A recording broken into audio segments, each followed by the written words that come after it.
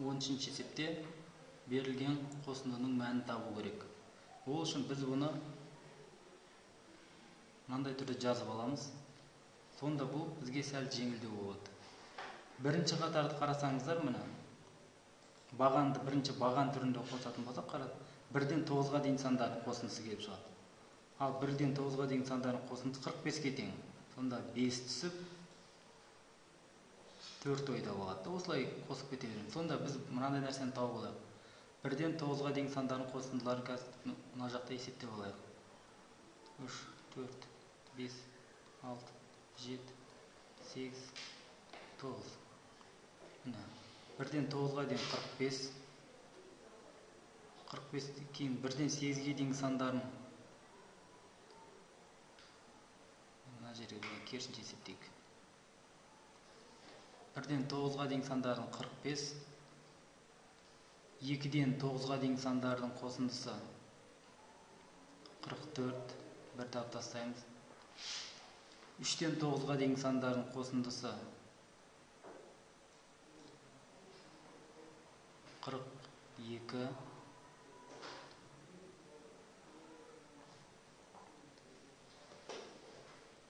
4-ден 9-ға дейін сандардың қосындысы 38. 39 бана же. 39. 5-ден 9-ға дейін сандардың қосындысы 35. 6-дан 9-ға дейін сандардың қосындысы 30.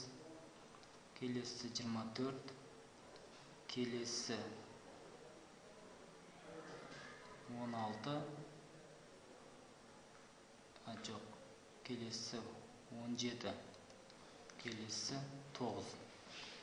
Міне сонда мыналарды жазып алдық. Енді осыларды пайдаланып отырамыз. Міне біріншісіне 45 түседі, 5 түсіп 4 ойда.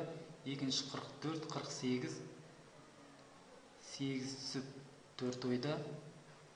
Келесі 42, 46. Ода да 4 ойда. Келесі 39, 39-ға 4 тоғысы 43. Ода да 4 ойда. 35, 35-ке 4 тоғысы 39. 3 ойда. 30 түседі, сонымен 33. Ода да 3 ойда. 24, 27. 2 ойда. 17, 19. 1 ойда.